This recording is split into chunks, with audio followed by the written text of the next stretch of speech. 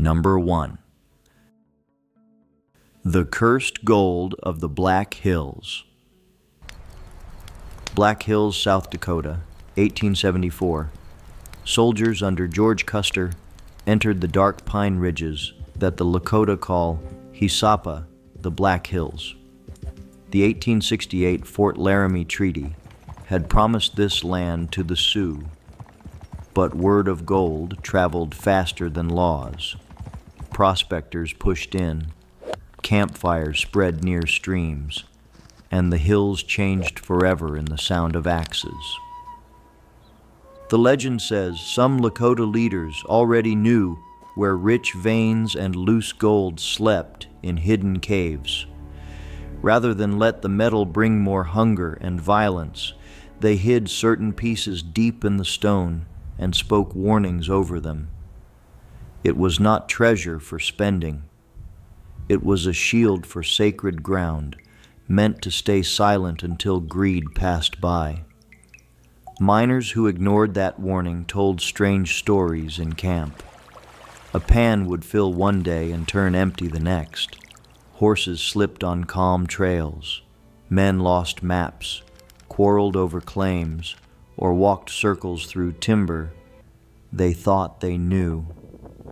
Picks snapped, lanterns died, and even brave men learned to lower their voices at night.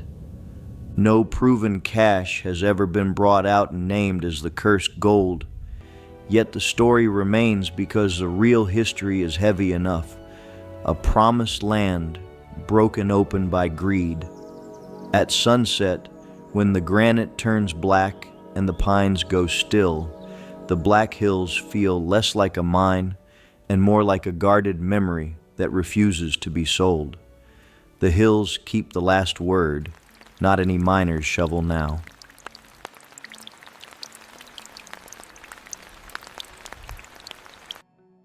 Number 2. The Skeleton Canyon Loot.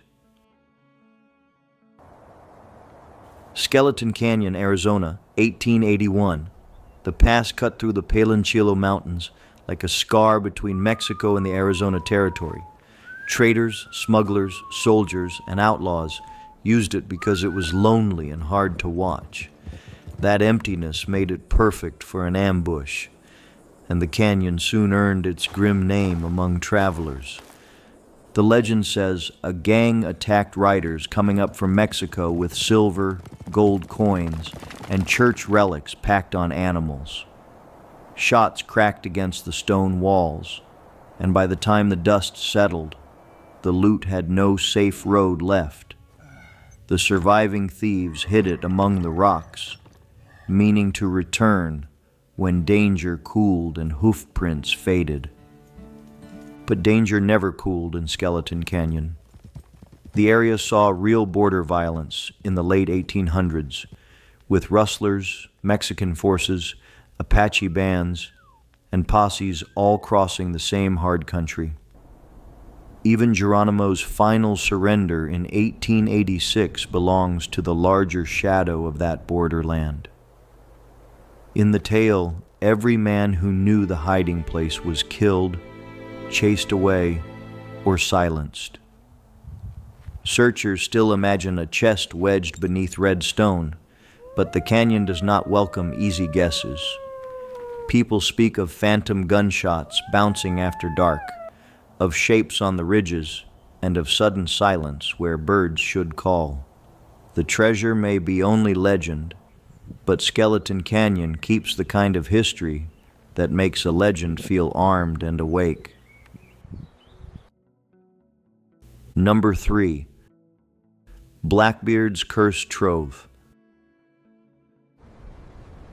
Ocracoke Island, North Carolina, 1718. Edward Teach, better known as Blackbeard, had turned the Outer Banks into a place sailors feared to name.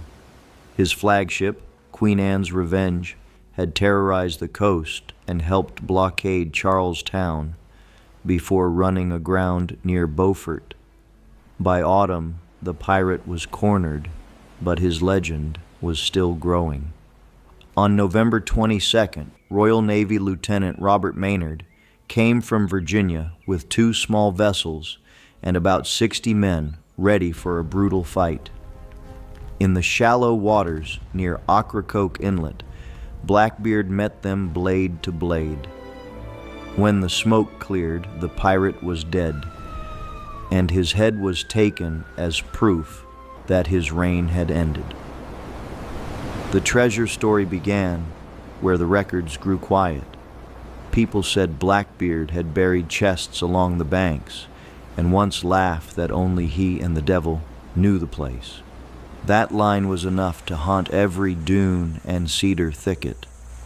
No map survived, no chest appeared, and the sand kept shifting after every storm, burying old signs.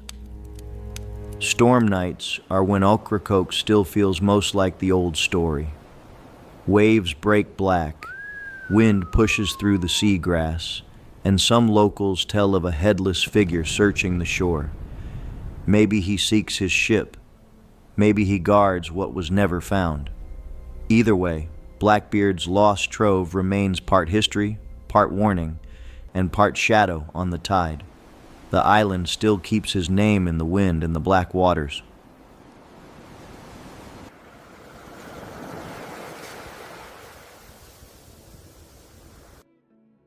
Number 4. The Beale Cipher's Treasure Curse. Bedford County, Virginia, 1820. The story says Thomas J. Beale rode east with a fortune from the western frontier, then buried gold, silver, and jewels in a secret vault. Before vanishing, he left a locked box with innkeeper Robert Morris, who was told to wait before opening it. Inside were 3 pages of numbers that looked harmless, until they became an obsession. Years passed before the papers came to light. In 1885, James B. Ward's pamphlet, The Beale Papers, printed the ciphers for the public. One message was said to describe the treasure and use the Declaration of Independence as its key. The other 2 promised the location and the names of those owed a share. The first and third stayed locked. That is where the curse begins. Farmers found strangers digging on their land. Hopeful searchers spent savings on maps, picks, and theories that led nowhere. Every number seemed to point at a hill, a creek, a churchyard, or a false door in the mind. The treasure did not need a ghost. The code itself became the trap. That is how plain paper became a haunted map for many men. Skeptics call it a clever hoax, and they may be right. But that has not stopped the dream from pulling people back to Bedford County. A real chest would be heavy, but an unsolved cipher weighs even more. The Beale treasure still hides in the space between history and trickery, where one more decoded line always feels possible. Number 5. The Haunted Springs Outlaw Treasure. Huzzah, Missouri, 1800s. The Ozark Hills around Haunted Springs were rough country, full of bluffs, cold hollows, and trails that could swallow a stranger by dusk. Huzzah sits along old Missouri Hill country, far from easy roads, where a rider could disappear into cedar and limestone. Local lore says an outlaw named Ellis Trask carried stolen loot up from the springs. The cache was said to be tucked in a rock shelter beneath a bluff, covered with stones, and marked with a horse's skull. That marker should have made the hiding place easy to find. Instead, the skull vanished, or moved, or was never where a searcher remembered seeing it. In the Ozarks, even landmarks can seem alive. People told of odd sounds near haunted springs, water moving when the air was still, footsteps in leaves, and mist rising cold from the hollow. Some believed Trast's loot carried the bad luck of every robbery tied to it. Others thought the land itself rejected stolen money, hiding the trail whenever greed came too close. No confirmed treasure has been pulled from the bluff, and that is why the story keeps breathing. A skull, a spring, and a robber's secret are simple things, but together they make the woods feel watchful. Somewhere outside Huzzah, the lost outlaw treasure may still lie under stone, waiting for a hand brave enough or foolish enough to reach down. The spring keeps its own cold silence beneath dark cedars.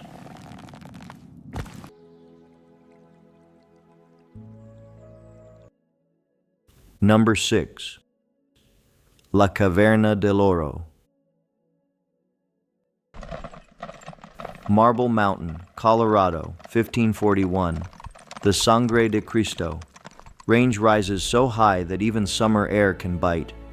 Spanish treasure stories later placed armed men, pack animals, and forced labor in these cold peaks, searching for gold far from the old trails.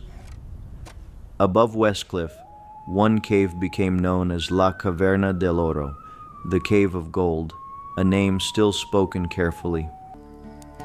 The legend grew stronger in 1869, when pioneer Elisha P. Horn was said to have found a skeleton near the entrance, dressed in old Spanish armor with an arrow in its back. Above it, a red cross marked the stone. To miners and ranchers, that was enough proof that something strange had happened long before Colorado became a state. Some versions say deep tunnels led to hidden doors, broken tools, and gold still locked inside the mountain. Others say the story was enlarged by newspapers, campfire talk, and men who wanted one more rich claim. But the cave itself is real, dangerous, colder, and difficult to explore. That makes the tale harder to laugh away, and wiser men turn back early. La Caverna del Oro remains less like a solved mine, and more like a warning carved into rock. Maybe the treasure was Spanish gold. Maybe it was only a dream left by desperate men. But near the high, dark entrance, with wind moving over the peaks, the red cross still feels like a sign. Number 7. Swatara Creek's Lost Gold. Swatara Creek, Pennsylvania, long before paved roads. The water cut through ridges, forests, and stone near old native paths. The Lenni Lenape had lived across the region for generations, fishing streams, traveling valleys, and knowing the land by memory through every season. Later settlers heard a darker tale about stolen gold hidden near the creek. In the story, a Lenape warrior returned from a raid with others, carrying goods and a heavy bag of gold coins. Greed made him slow his steps. When the group neared the rocks along Swatara Creek, he slipped away and buried the coins beneath a strange formation, planning to come back alone. But secrets did not stay quiet for long in those narrow hills. His companions discovered what he had done, and the legend says the warrior never returned to claim the gold. After that, people spoke of a silent figure moving among the bluffs, still searching the stones for the place he marked. Some saw him near the water at dusk, not threatening, only watchful, as if time had trapped him there. No one has proved where the gold lies, and the creek keeps changing with rain, ice, and fallen leaves. That is what makes the story last. It is not only about coins. It is about one hidden choice, one lost landmark, and a ghostly guardian beside running water.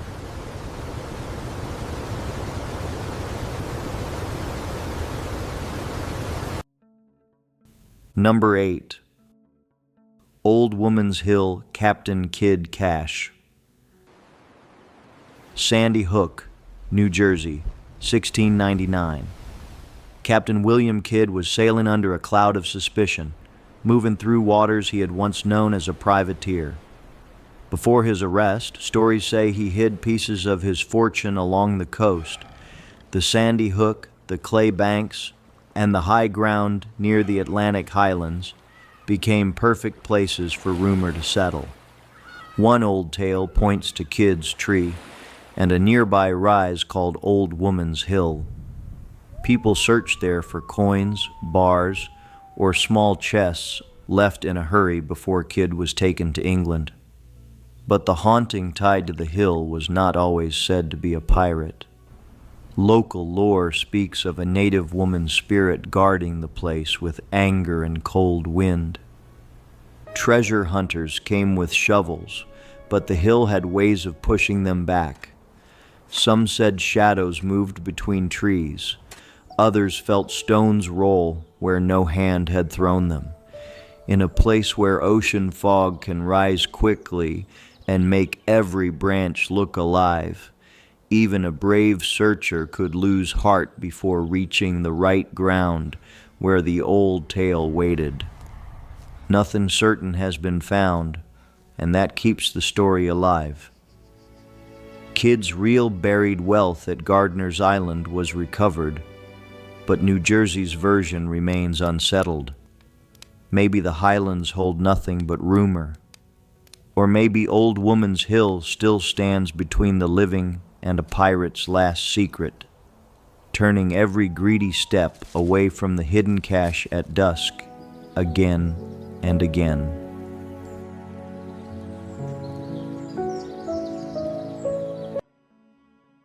Number 9. The Monhegan Island Cave Treasure.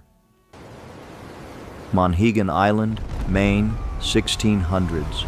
Ships passed the lonely rocks, while fishermen watched the Atlantic rise and fall around them.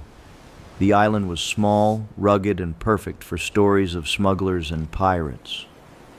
Along its shore, people whispered about a sea cave where a heavy iron chest had been hidden under the care of watchful spirits. The best-known version says a group of searchers entered the cave after hearing that treasure waited inside. They found the chest, heavy enough to make every man believe the tale was true. But there was one rule. No one could speak until the treasure was safely carried out. Silence was the price of taking it from the sea cave in fog. For a moment, they had it. Then one searcher broke the order and spoke. The spell snapped like a rope. In the legend, unseen spirits dragged the chest away into the dark, beyond reach, beyond lantern light, and beyond every later attempt. The searchers escaped with a story, but not a single coin to prove it afterward at all. That is why the Monhegan treasure feels different from other lost riches. It was not buried too deep or mapped too poorly. It was almost won, then lost, because one voice could not stay silent. When waves beat against the cave mouth, the sound can feel like the island answering back. The chest may be gone, but the warning remains. Some secrets ask only one thing, and even that may be too hard for human hands and hearts. Number 10. The Lost Cabin. Bighorn Mountains, Wyoming, 1865. Gold fever had reached men who believed every cold creek bed might change their lives. The legend says 3 prospectors pushed into the high timber and built a rough cabin near a rich placer deposit.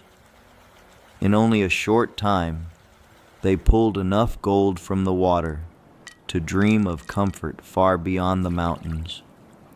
Then the story turned hard. Versions differ, but most say native warriors attacked the camp, leaving only one man alive. He struggled back toward a fort or settlement.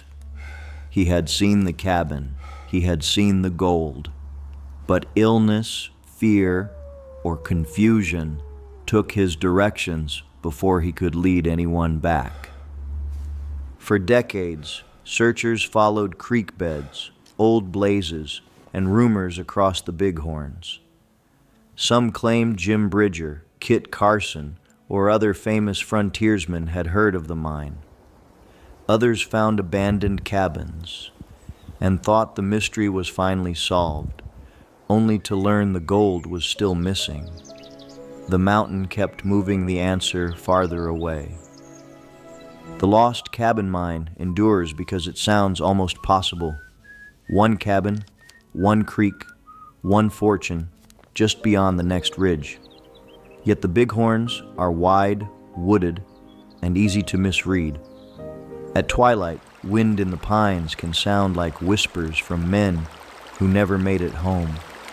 Somewhere in that silence, the lost cabin still waits, rich in gold or rich in mystery, still lost today.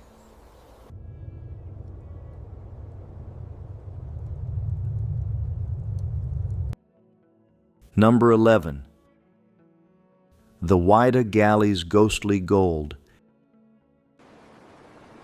Cape Cod, Massachusetts, 1717. The Whydah Galley had not begun as a pirate ship. She was built in London as a fast vessel for the slave trade, then captured by Samuel Black Sam Bellamy, one of the richest pirates of his age. Loaded with coins, ivory, and plunder from many prizes, she turned north through a deadly spring storm. On April 26th, the ship was driven onto the sands off Wellfleet. Waves broke her apart in darkness, and more than 100 men were lost. Only a few survived to face trial. For generations, Cape Cod families told of treasure scattered beneath the surf, while storms washed strange things ashore and then buried them again. In 1984, explorer Barry Clifford's team located the wreck, and later finds included cannons, coins, gold, and a bell marked with the ship's name. That proved the old story had a real hull under it. But the sea floor is wide, the sand keeps moving, and many believe part of Bellamy's fortune still lies beyond reach, sealed in black sand. The ghostly part comes from the shore itself. On rough nights, people imagine drowned pirates walking where the breakers glow white. The Whydah was found, yet not fully emptied, and that makes it feel unfinished. Somewhere off Cape Cod, the last pieces of pirate gold may still sleep under sand, watched by the men who went down with them. The storm still sounds like chains under the tide. They still seem close in cold fog. Number 12. The Cursed Treasure of Hutchinson Island. Hutchinson Island, Florida, 1715.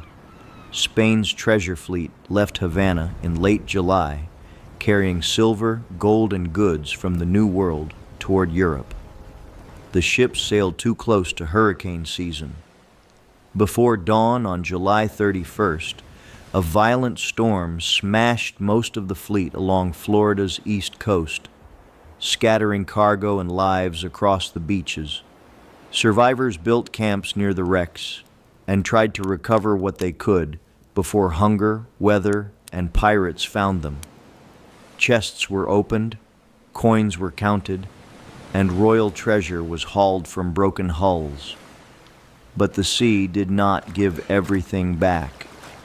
Sand buried silver reels, gold escudos, and smaller valuables under dunes and shifting water. Hutchinson Island became part of that long treasure coast memory. After storms, beachcombers have found coins washed clean by the tide, proof that the wrecks still speak in small flashes. The legend says Spanish sailors in old clothing sometimes walk the dunes at night, still guarding what their captains failed to deliver to Spain.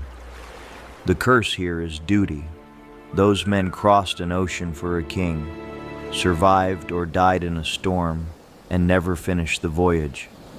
So when moonlight turns the waves pale, the island feels watched. Maybe the treasure is only scattered metal under sand. Or maybe the coast still belongs to sailors who refuse to abandon their last cargo, even after 300 years. Their watch remains cold and awake.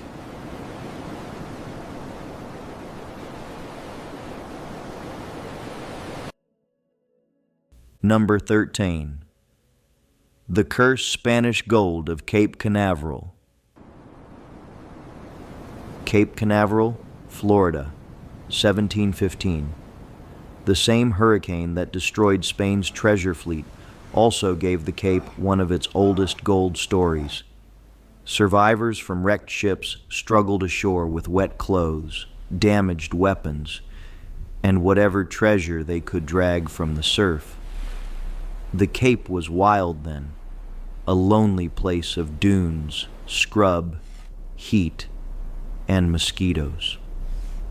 The legend says some salvaged gold was buried in the sand to protect it until relief ships arrived from Havana. That part makes sense in a dangerous coast where pirates watched Spanish salvage camps and storms could erase tracks overnight. A hurried hole in the dunes might have seemed safer than carrying heavy coins through open beach. But buried treasure is easy to lose in a land that moves. Wind shifted the dunes. Palmetto covered old marks. Men died, sailed away, or forgot the exact place. Later beachcombers told of a spectral Spanish figure pacing in summer storms, sword raised toward anyone who came too close to the hiding ground near the water. Cape Canaveral became famous for rockets, but beneath that modern story lies an older coast of shipwrecks and fear. The ghost may be folklore, yet the fleet was real, and treasure has surfaced along Florida's shore for centuries. That is why the dunes still feel secretive after rain, as if Spanish gold waits below, defended by a guard made of stormlight and salt. The old dunes still keep watch in storms.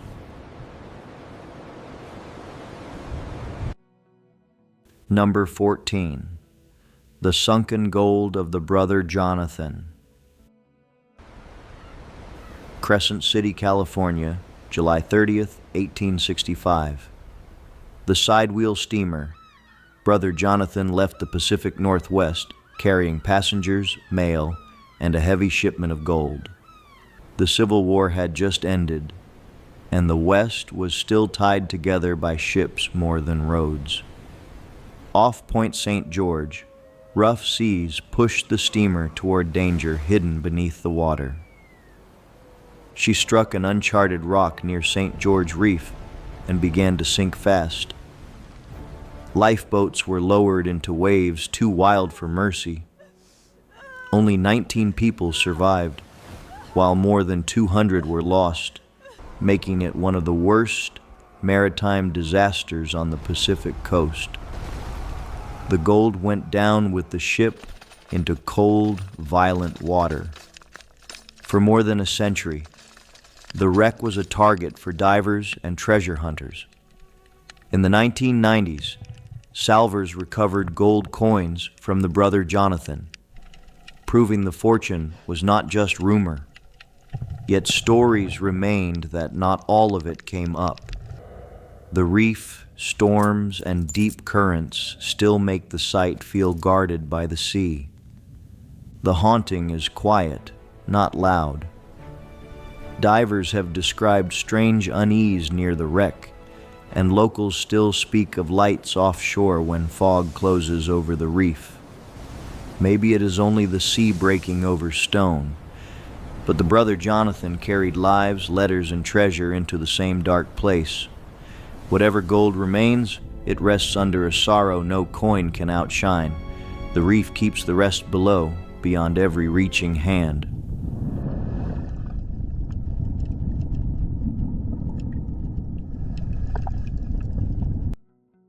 Number 15. The Lost Gold of Cohutta Mountain. Cohutta Mountain, Georgia, 1830s. The ridges rose over Cherokee land at a time when gold fever was changing the South. After gold was found in North Georgia, thousands of prospectors rushed into Cherokee territory. Laws, lotteries, and pressure followed, and by 1838, the forced removal known as the Trail of Tears tore families from their homes. The legend says some Cherokee families hid gold deep in Cohutta Mountain before they were driven west. It was not buried for greed. It was hidden because taking it on the road was dangerous, and leaving it in plain sight meant losing one more piece of the life they had built.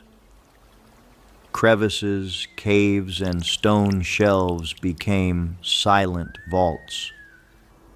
Treasure hunters later searched the mountain, but Cohutta is not gentle country. Fog gathers quickly.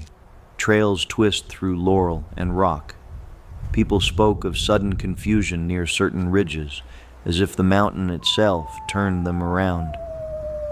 In the old story, ancestral spirits do not attack seekers.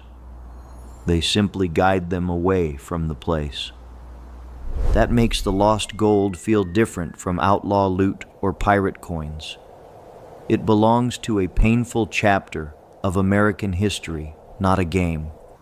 If anything remains hidden in Cohutta's stone, it is guarded by memory as much as mist. At dusk, the mountain seems to ask that some treasures stay where grief placed them, untouched and unclaimed. The old ridges keep their promise under wind and shadows. Number 16. The Bone Hill Cemetery Farmer's Gold. Levacy, Missouri, 1862. The Civil War had made western Missouri uneasy, with border raids, divided neighbors, and families hiding whatever wealth they could not carry. On Bone Hill, old stories already explain the name by buffalo bones and native tools found by settlers. Then another legend settled near its stone wall, under Missouri sky. The tale says a farmer sold his land for gold when the fighting came too close. Before leaving, he had the fortune buried along a hand-built fence and told neighbors he would return in 7 years. He never did. By 1869, people said a strange light hovered near the wall, glowing where money was supposed to sleep, safe from raiders. The light became known as the 7-year glimmer. Some watchers thought it was a spirit lantern. Others believed gas from the slate and limestone hillside made the glow. A local man later said he had seen the light himself, but doubted the treasure story. It only made the mystery feel more stubborn, not less, because even doubt had seen it shine.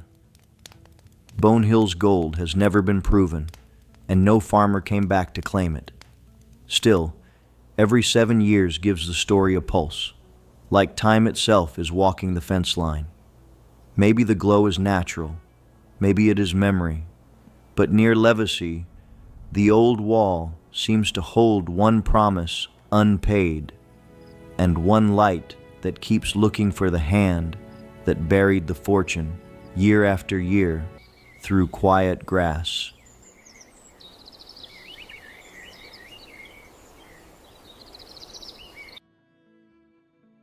Number 17. The Cursed Treasure of Columbia City. Columbia City, Oregon, 1841. The Columbia River was still a rough highway of ships, traders, and rumor. One story tells of a Spanish bark that stopped near the future town to take on water.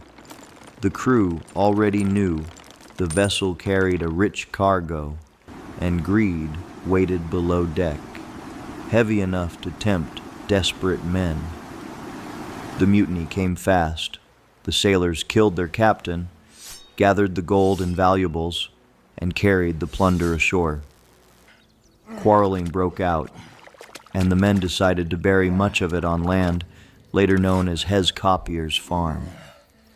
When local native people camped nearby, the mutineers fled back to the ship and sailed away, leaving the fresh earth to hide their crime. Years passed before survivors tried to return, but the ground gave them nothing. More than 40 years later, a spiritualist medium claimed she knew the hidden spot. Searchers dug and found broken stone under shallow soil. Then the work turned dark. One man died, another lost his reason, and fear ended the hunt before the shovel reached any shining proof. That is why Columbia City's treasure feels cursed even without a chest in sight. The story begins with murder, crosses into greed, and ends with men frightened away from the earth itself. Whether the Spanish bark was history or legend, the river keeps rolling past the old place. Number 18. The Cursed Treasure of Nehalem Bay. Neahkahnie Mountain, Oregon, sometime in the 1700s. A strange ship was said to have entered Nehalem Bay, watched by native people along the coast. A small crew rowed ashore carrying a heavy chest up the mountain slope. They did not trade, build, or stay. They climbed with purpose, as if following an order no watcher knew. Near the hillside, they dug a pit and lowered the chest inside. Then the darkest part of the legend was added. One man was killed and buried with it, so his grave would frighten anyone who found the spot. Some versions say the crew drew lots. Others say that detail came later, but all agree on the chest and the body, sealed together under coastal soil. The story passed through native memory, fur traders, and later Oregon storytellers. In the 1870s, treasure hunters found marked stones with arrows, crosses, and letters, but none could agree what they meant. Neahkahnie was dug again and again, with every hole making the mountain look more guarded, as if the wrong answer was buried deeper each time. No Spanish gold has been proven, yet the tale survives because something about it feels old. A ship, buried chest, a grave, and stones that may or may not be clues are enough to keep the coast whispering.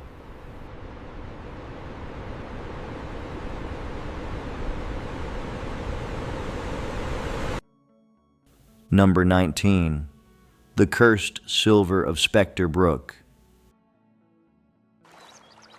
Hendrick Swamp, Vermont, early 1800s. The marsh lay in a quiet part of New England where secrets could hide behind tamarack, mud, and fog. Smuggling and counterfeiting were real worries in that era, especially when hard coins were scarce and rural roads made law slow to arrive. Spectre Brook earned its name from that uneasy world, where a lantern could mean danger. The legend says forgers or smugglers worked hidden furnace in the swamp, melting metal and shaping silver coins far from town eyes.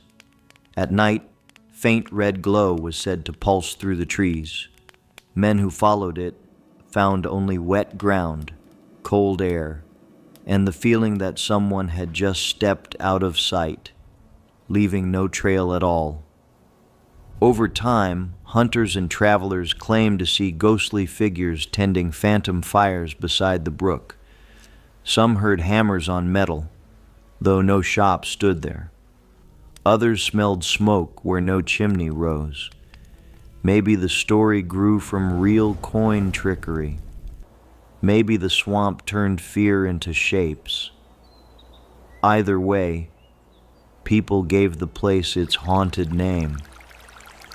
The lost silver of Spectre Brook has never been found. If a furnace once stood in Hendrick's swamp, mud and roots have long hidden its marks. Yet the tale still feels believable because crime often chooses forgotten places. When mist hangs over the water, it is easy to imagine pale workers bending over a fire.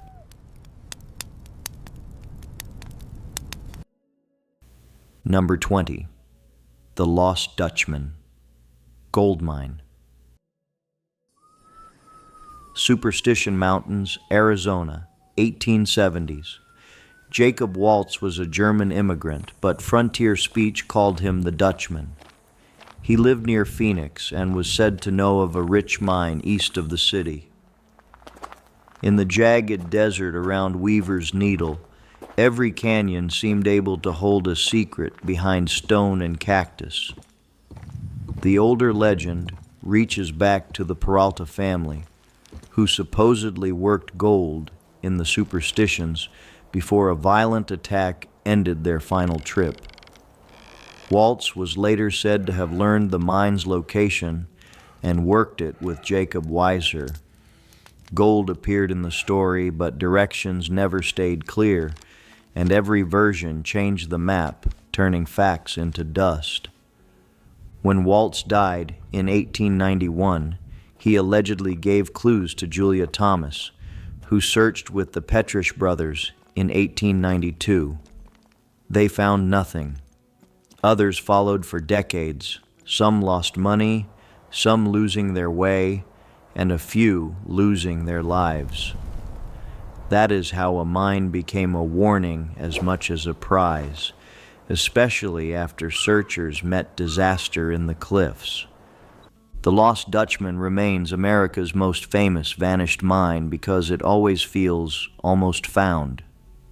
A shadow by Weaver's Needle, a dry wash, a wrong turn in brutal heat. Each could be the missing sign. Maybe the gold is real. Maybe the treasure is only the mountain's power to make men believe. Either way, the superstitions still keep their silence, glowing gold in stories but stone cold to the hand.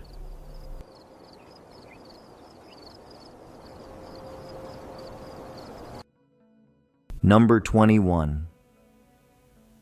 The Curse of Montezuma's Treasure.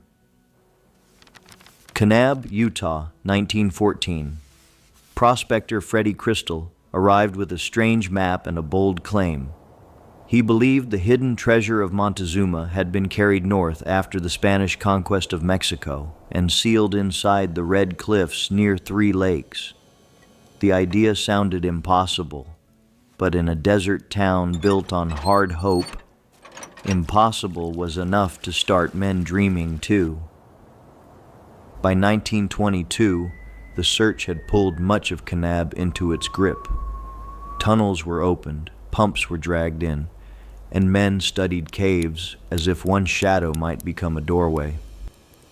The legend says the water itself fought back. Equipment failed, tunnels caved, and every new clue led to another blocked passage beneath the lakes. Treasure hunters spoke of a curse, not because a ghost appeared, but because the place seemed to resist every hand that tried to drain it, measure it, or force it open. Even calm plans seemed to fail.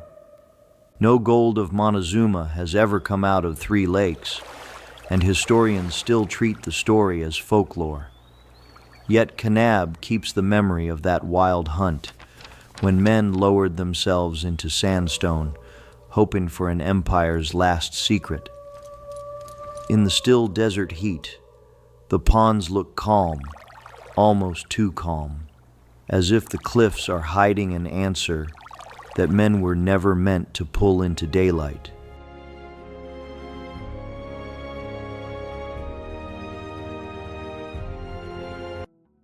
Number 22.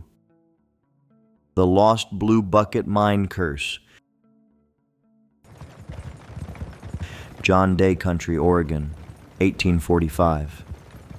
Stephen Meek led a wagon train off the safer Oregon Trail, promising a shortcut through dry and difficult land. Tired families followed with children, oxen, furniture, and hope. What they found instead was hunger, thirst, bad maps, and a crossing so harsh it became remembered as the Meek Cutoff by weary survivors. Somewhere during that desperate journey, the legend says children or travelers picked up shiny yellow stones from a creek. They did not understand what they had. The stones were tossed aside, played with, or carried in a blue wagon box or bucket. Only later did someone realize those dull yellow pieces might have been gold, far brighter than they knew. By then, the trail was a blur of exhaustion and fear. No one could agree on the exact creek, canyon, or camp. Searchers later hunted along the John Day River, the Malheur, and other eastern Oregon waters, trying to retrace a suffering wagon train step by step. The mine became a fortune found too early and understood too late by tired hands. The Lost Blue Bucket Mine is haunting because it is tied to real pioneer misery, not only greed. Those emigrants wanted water and safety, not riches. If the gold still lies in some stream bed, it waits under a sadder kind of spell. The moment people touched treasure and threw it away, because survival mattered more than wealth. That is why the story still feels human now. Number 23. The Gray Ghosts, Fairfax County Cache. Fairfax County, Virginia, March 1863. John Singleton Mosby was already earning the name Gray Ghost for striking quickly and vanishing into the countryside. During the Civil War, his Confederate Rangers knew the back roads, fences, and woods better than almost anyone.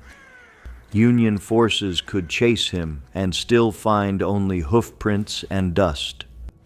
One legend says Mosby's men captured a large sack of gold, silver, jewelry, and valuables taken during a raid. The treasure was too risky to carry while Union patrols were closing in, so it was buried between two pine trees in the Fairfax woods.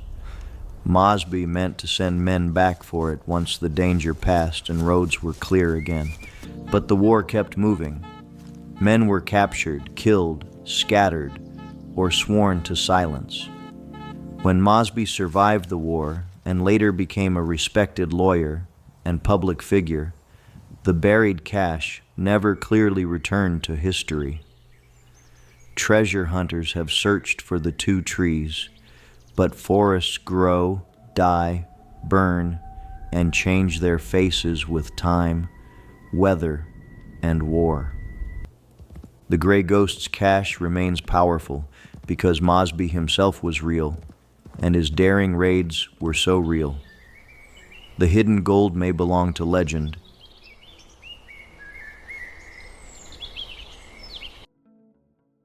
Number 24.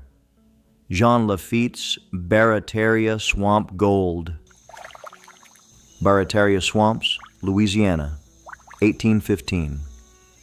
Jean Lafitte was more than a storybook pirate.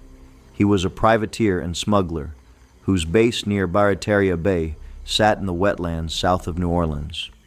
His men moved goods through bayous that twisted like snakes, and the marsh itself became part of their defense against soldiers and customs officers who feared the maze. During the War of 1812, Lafitte's world changed. American forces raided Barataria in 1814, but his knowledge of the coast later became useful at the Battle of New Orleans in January 1815. After the fighting, legends grew around the treasure he supposedly hid before leaving the swamps behind, if he ever truly left them behind.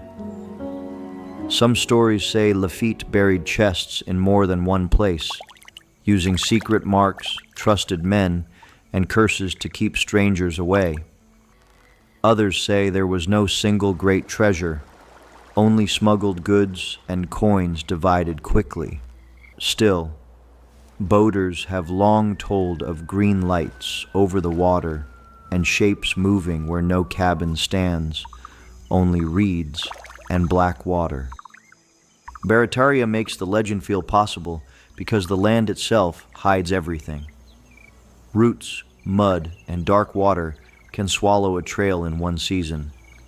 Maybe Lafitte's gold was spent long ago. Maybe it never existed as one grand cache.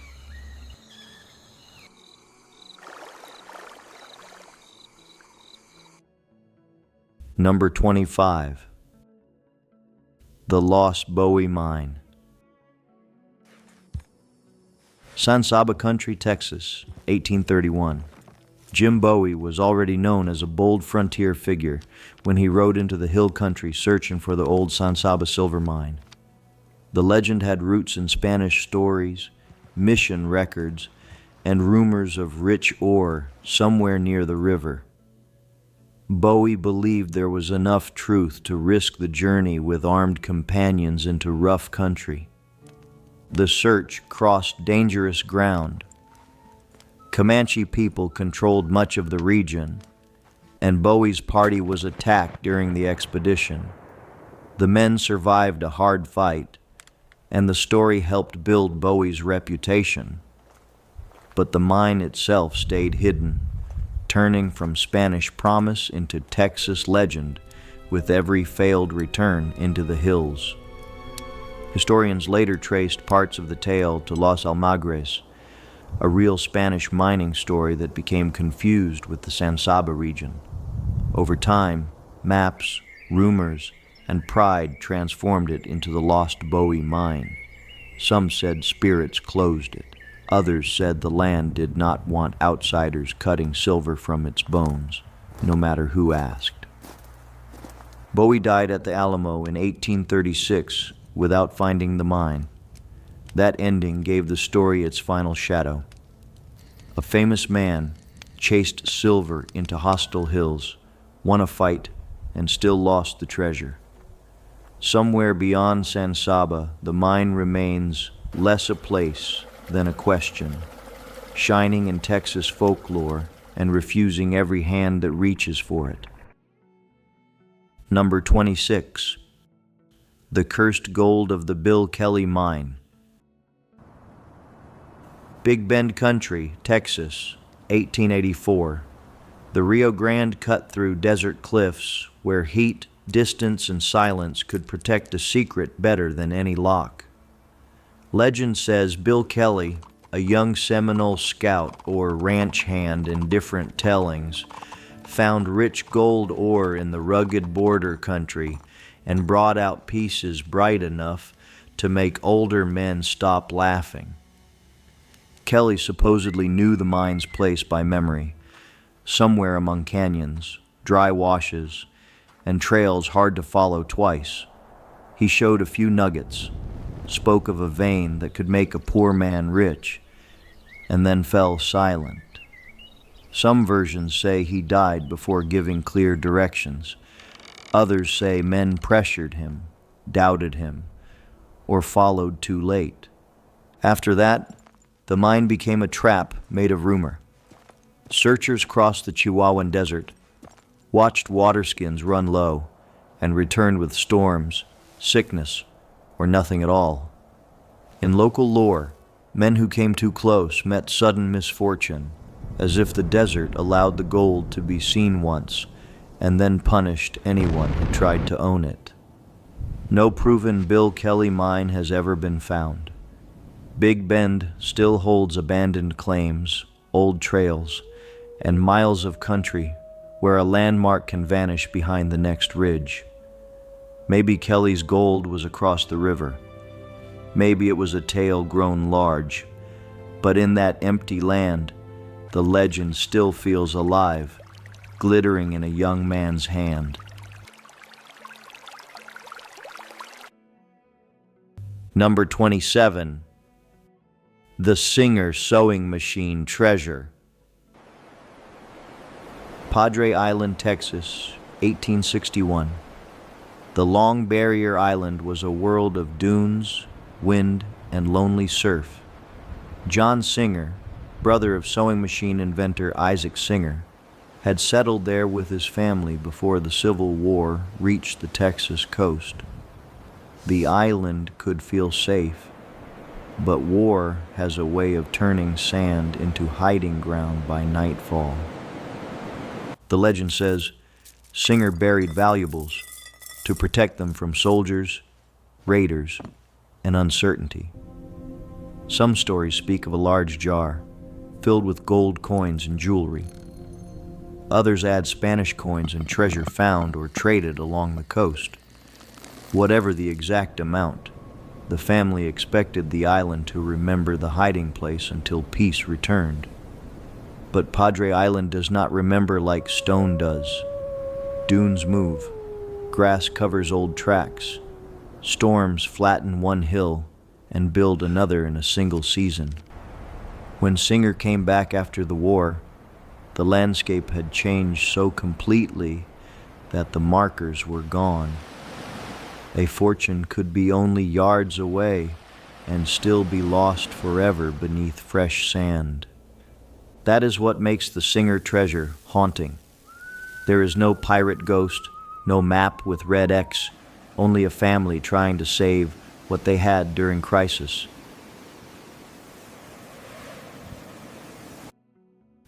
Number 28. The Thrice Cursed Treasure of Charles Island. Charles Island, Connecticut, 1699.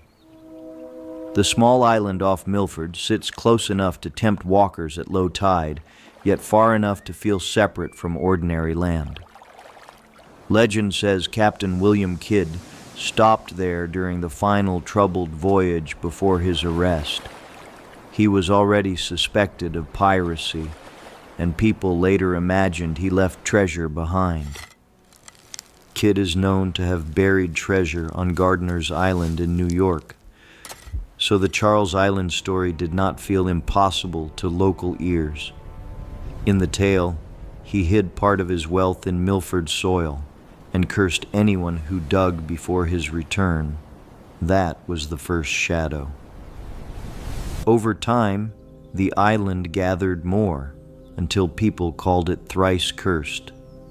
Another legend says treasure connected to the Aztec ruler Guatmozin later reached Milford and was buried on the same island, bringing a second and darker warning. Searchers came anyway. Some found nothing.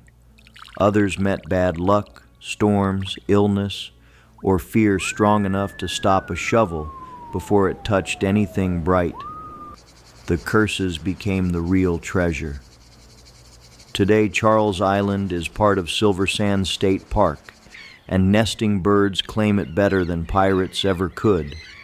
The gold remains unproven, but the stories cling to the rocks and tide path. When the water closes over the sandbar, the island seems to pull away from the living.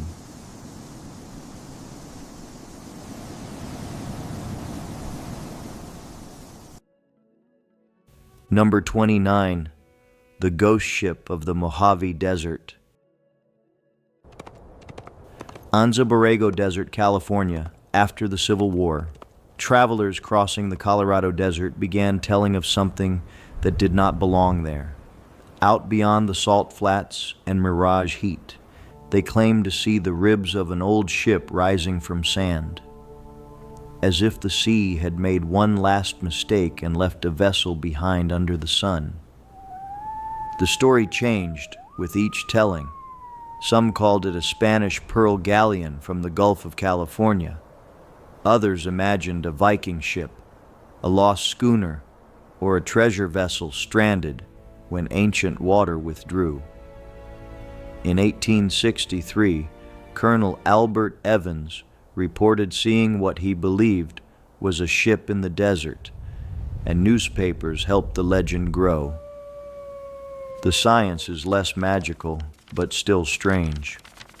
The Salton Sink and nearby desert basins have flooded and dried many times, and the Colorado River once sent water where desert now burns. That made the tale feel almost possible. A ship in the sand sounded mad, yet the land itself carried memories of vanished water, shells, mud, and ghost shorelines. No real treasure ship has ever been found. Still, the lost ship of the desert refuses to sink. On hot afternoons, when the horizon wavers and the sand shines like water, a dark shape can look ready to sail again. Maybe it is only heat and imagination, but the desert keeps the old vision alive. A ghost ship without an ocean, guarding pearls that may never have existed beneath the burning sky.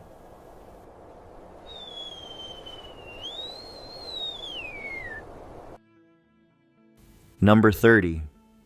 The Cursed Tombstone Outlaw Gold. Tombstone, Arizona, 1880s. Silver made the town rich, loud, and dangerous almost overnight. Mines, saloons, stage lines, and banks pulled money through the desert, and outlaws knew exactly what those roads carried. Before Tombstone became a symbol of the Old West, its wealth made it a place worth robbing after dark and worth fearing by dawn. In March 1881, a Kinnear and Company stagecoach carrying silver bullion was attacked near Drew's Station on the road toward Benson. 2 men were killed, and the search for suspects helped feed the tensions that later surrounded the Earp brothers, the cowboys, and the gunfight near the OK Corral. Real violence gave the treasure stories a hard route. The legend says stolen silver and gold from those rough years was hidden outside town, buried in the desert until the law moved on. But the men who knew the place were killed, scattered, or too afraid to return. Later searchers spoke of tools breaking, compasses acting strangely, and the feeling of being watched from empty washes. Tombstone already has enough history to haunt itself, so the lost outlaw gold almost feels natural. A chest under mesquite, a dead robber's secret, a map lost in dust. Any one of them could belong there. No confirmed treasure has surfaced, but at sunset the desert around Tombstone turns red and silent, and the old robbery roads still seem to be guarding something they refuse to give back. If you enjoy this video, please click the like button. And don't forget to subscribe to the channel. See you in the next one.